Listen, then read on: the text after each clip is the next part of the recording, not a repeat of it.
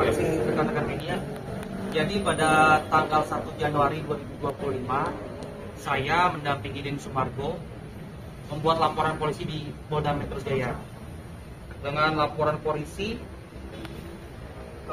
pasal 31 junto pasal 47 dan pasal 32 junto pasal 48 dengan dugaan tindak pidana larangan intersepsi, penyadapan ilegal dan juga terkait larangan ilegal akses. Gitu. Oke, dan bertanggal kapan berarti tanggalnya? Iya, kami melaporkan itu tanggal 1 Januari 2020. Dan pasal yang disangkakan? Iya, pasalnya itu adalah pasal 31 dan pasal 32 junto pasal 47 dan pasal 48. Dengan hukumannya, ancaman hukuman? Ancaman hukumannya untuk yang pasal 31 itu di 10 tahun atau denda 800 juta, dan yang pasal 32 itu di 8 tahun atau denda 2 miliar rupiah. Berapa orang yang dilaporin, Bang? Yang dilaporin berapa orang? Jadi untuk perkara ini kita laporkannya itu masih dalam penyelidikan. Jadi ini karena memang kita ada kerugian material yang kita rasakan dan juga ada dugaan tindak pidana, makanya kita membuat laporan. Terkait lapornya itu masih dalam lidik. Oh, masih dalam lidik kan. Kemarin juga Kodensu kan sempat berstatement ada dugaan 2 orang nama yang menjadi target terkait rekaman suara ini. Seperti apa sih, mungkin apakah memang masih belum mau mencantumkan inisial? Pada prinsipnya dalam laporan kami sudah melampirkan bukti-bukti terkait tindak pidana tersebut. Terkait pelakunya siapa itu belum terungkap karena masih dalam penyelidikan. Yang pasti siapapun itu, kalau memang sudah dalam proses hukum, ya pasti nantinya akan terungkap siapa dalam di balik hal ini. Nah, yang dilampirkan Iya. kan kemarin yang dilampirkan. Mungkin bisa disampaikan oleh Pak Anwar berkaitan dengan bukti yang dilampirkan kemarin. Gimana Pak? Bukti-bukti semua sudah kita serahkan ke tim penyidik. Artinya terlapor ini kan masih dalam lidik. Kalau dugaan kita memang ada, tapi kita tidak bisa ungkap karena ini ranahnya sudah masuk ke dalam penyelidikan. Sehingga ya biarkanlah ini proses berjalan. Ya, jadi kita kan melaporkan juga ya tidak untuk diumbar sebenarnya kan. Kita mau tahu biar kita serahkan kepada penyidik untuk melakukan langkah-langkah serangkaian penyelidikan. Sekarang sudah dimulai.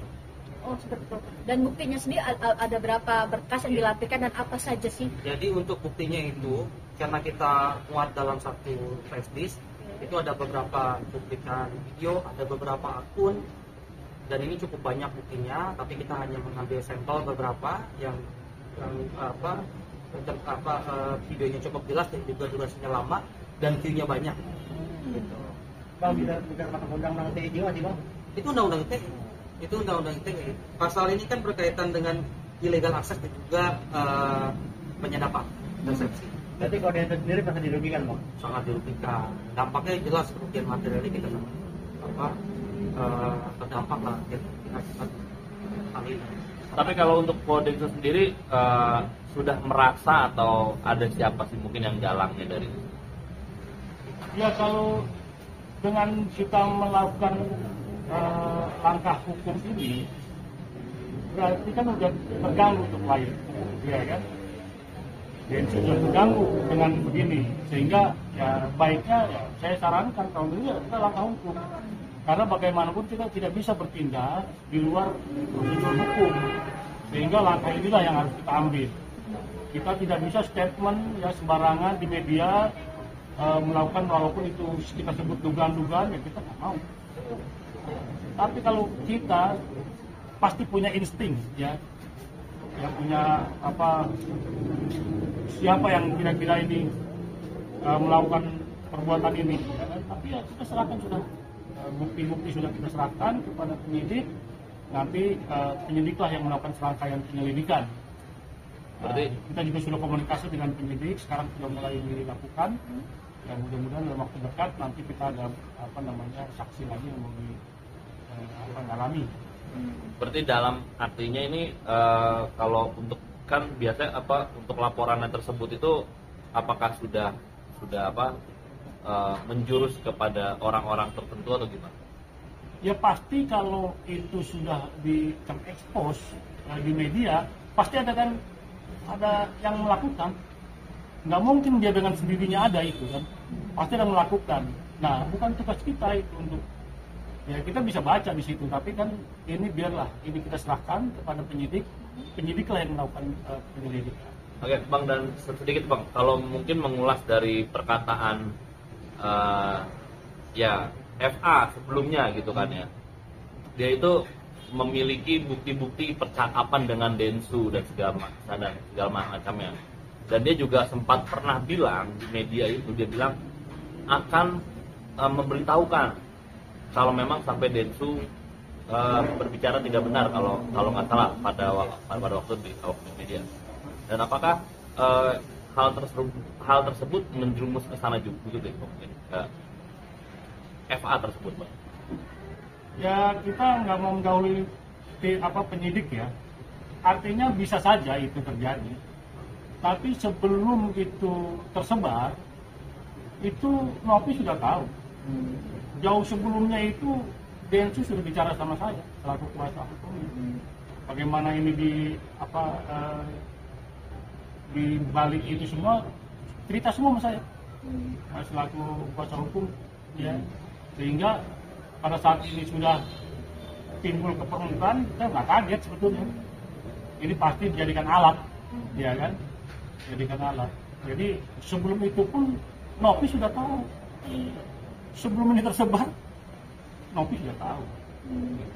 Berarti tidak ada, mungkin setelah ini tersebar, hubungan antara Novi dan Densu pun juga tidak ada masalah seperti itu? Ya sebelum itu tidak ada masalah. Novi tahu apa yang dilakukan, apa yang kita lakukan ya, Densu lakukan juga tahu. Di balik ini adanya rekaman ini terekspos ini, modusnya apa namanya? Semacam niatnya apa kan kita nggak tahu. Untuk apa dia? Ya kan? Kita pun nggak mau bisa ya nanti publik lah yang menilai gitu kan. Artinya kita sudah melakukan juga yang terbaik lah untuk agar kasus ini tidak ada persoalan lagi. Oke, mungkin berapa lama sih akhirnya Kodensu membuat laporan pembicaraan, mungkin berapa lama? Akhirnya pembicaraan terkait suara rekaman ini, niat awal kan mungkin Kodensu merasa mungkin tidak akan melakukan. Intinya begini, jadi pada awal mulanya itu pada malam tahun baru ya, ketika mulai ramai mencuat, tentu kan kami melakukan investigasi, tiba-tiba secara masif dan luar biasa banyak tersebar tiba-tiba di sosial media. Nah itu kami langsung melakukan investigasi.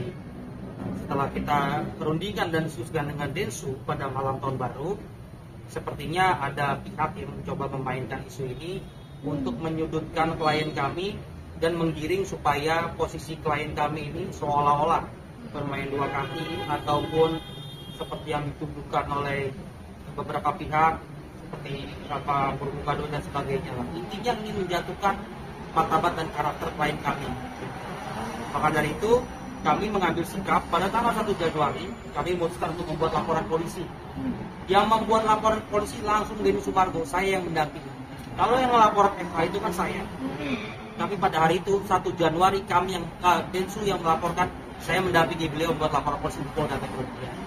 Jadi ya kita bisa gambarkan lah, karena di sini sangat mengganggu, sangat mungkin situasi itu hari libur ya, yang orang-orang pada menikmati libur, karena begitu terganggunya dan kami melihat ada orang yang sengaja memainkan isu ini, makanya kami langsung memutuskan untuk membuat laporan polisi.